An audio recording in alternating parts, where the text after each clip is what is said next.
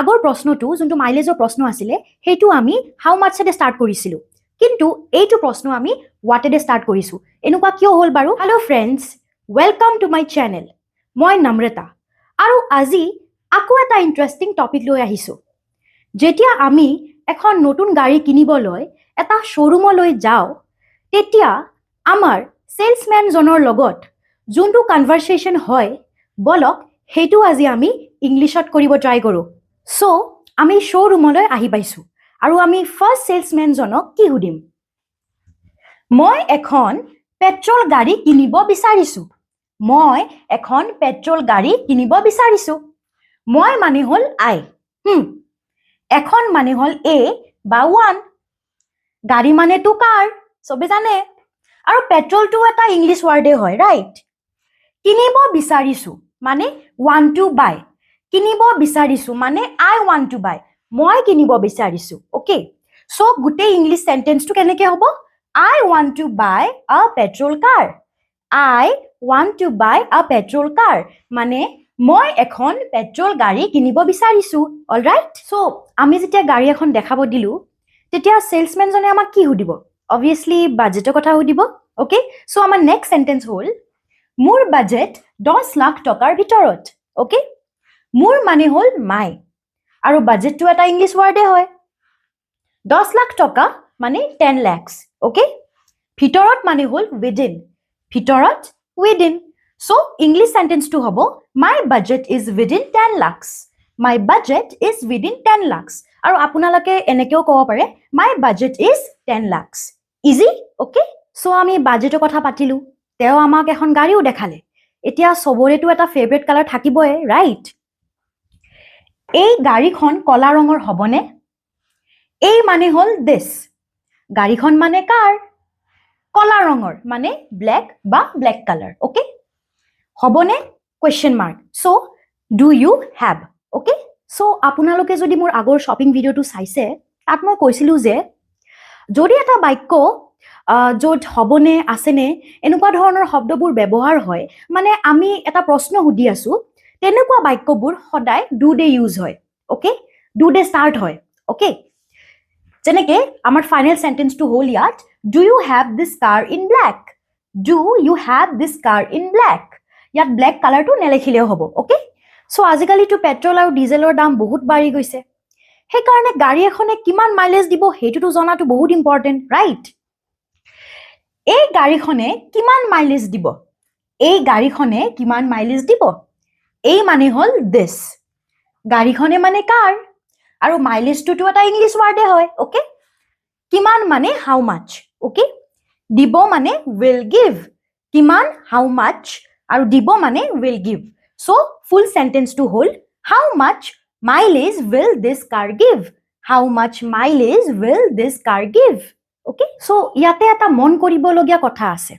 আগৰ বাক্যটো এটা প্ৰশ্ন আছিলে এইটো বাক্য এটা প্ৰশ্ন কিন্তু আগৰ বাক্যটো আমি ডু ডে ষ্টাৰ্ট কৰিছিলোঁ কিন্তু এইটো বাক্য আমি হাউ মাচেৰে ষ্টাৰ্ট কৰিছোঁ এইটো চাগে আপোনালোকে ভাবি আছে ন ঠিক আছে মই বুজাই আছোঁ মাইলেজ এটা ফিজিকেল কোৱান্টিটি ঠিক আছে মানে ইয়াতে বাক্যটো হ'ল গাড়ীখনে কিমান মাইলেজ দিব মাইলেজ মানে এটা নাম্বাৰ মানে গাড়ী এখনৰ মাইলেজ 15 হ'ব পাৰে 11 হ'ব পাৰে 20 হ'ব পাৰে তো আমি সুধি আছোঁ গাড়ীখনে কিমান মাইলেজ দিব মানে হাউ মাচ সেইবাবে যিহেতু আমি নাম্বাৰৰ কথা পাতি আছোঁ সেইবাবে ইয়াতে হাউ মাচ ইউজ হৈছে সেইকাৰণে সেন্টেন্সটো how much mileage will this car give okay বুজি পাইছেতো আৰু এটা কথা আপোনালোকে যদি ভিডিঅ'টো চাই ভাল পাইছে প্লিজ ভিডিঅ'টো স্কিপ নকৰিব ভিডিঅ'টো লাইক কৰিব আৰু চেনেলটো সাবস্ক্ৰাইব কৰিব ঠিক আছে বলক এতিয়া কন্টিনিউ কৰোঁ সো আমি কোনখন গাড়ী কিনিম সেইটো ডিসাইড হৈ গ'ল তো বলক এতিয়া পেমেন্টৰ কথা পাতো মই 3 লাখ টকা ডাউন পেমেন্ট হিচাপে দিব পাৰিম মই মানে হ'ল আই 3 লাখ টকা মানে 3 lakhs আৰু ডাউন পেমেন্টটো এটা ইংলিছ ৱৰ্ডে হয় ওকে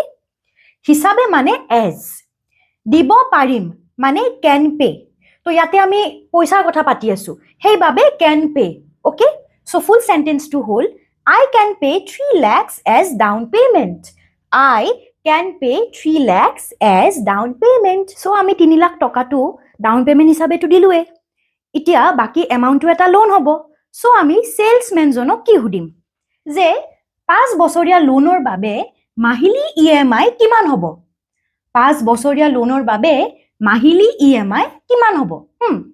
5 বছৰীয়া মানে হ'ল 5 ইয়াৰ লোনৰ বাবে মানে ফৰ লোন আৰু EMI টো এটাটো ইংলিশ ওয়াৰ্ডে হয় ওকে মাহিলী মানে হ'ল মান্থলি কিমান হ'ব মানে what will be question mark what will be so full sentence to whole what will be the monthly EMI for a 5-year loan what will be the monthly EMI for a 5-year loan বুজি পাইছে so guys আপোনালোকে দেখিছে যে আগৰ প্ৰশ্নটো যোনটো মাইলেজৰ প্ৰশ্ন আছিল হেতু আমি হাউ মাচ এ স্টাৰ্ট কৰিছিলো কিন্তু এইটো প্ৰশ্ন আমি what এ স্টাৰ্ট কৰিছো এনেকুৱা কিয় হ'ল বাৰু কাৰণ মাইলেজ এটা ফিজিক্যাল কোয়ান্টিটি কিন্তু EMI এটা ভ্যালু আৰু ভ্যালুৰ ক্ষেত্ৰত আমি what ইউজ কৰো যেনে what is the price what is the cost হেইবাবে ইয়াতেও আমি what ইউজ কৰিম ওকে সো আমি গাড়ীখন ঠিক কৰিলো পেমেন্টৰ কথা পাতিলো লোনৰো কথা পাতিলো এতিয়া ঠিক আছে আমি 3 দিনৰ পিছত গাড়ীখন লবলৈ আহিম ঠিক আছে মানে অল ৰাইট আমি মানে উই 3 দিনৰ পিছত মানে after 3 days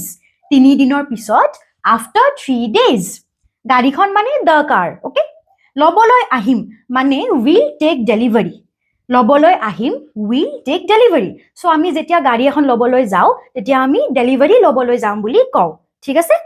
সো গুটে সেন্টেন্স টু হোল all right we will take delivery of the car after 3 days all right we will take delivery of the car after 3 days okay so এইটো আছিল আজিৰ ভিডিও আপোনালোকে গাড়ীৰ শোৰুম এটাত গৈ কিনে কেনেকৈ ইংলিশত কনভাৰসেশন কৰিব পাৰে ভিডিওটো কেনেকুৱা লাগিছে কমেন্টছত জনাব আপোনালোকৰ যদি কিবা ডাউটছ আছে কমেন্টছত জনাব আৰু মই সবকে ৰিপ্লাই কৰিব ট্ৰাই কৰিম ভিডিওটো লাইক কৰিব আৰু চেনেলটো প্লিজ সাবস্ক্ৰাইব কৰিব মই নেক্সট ভিডিওটোত আকৌ আপোনালোকক লগ পাম বাই বাই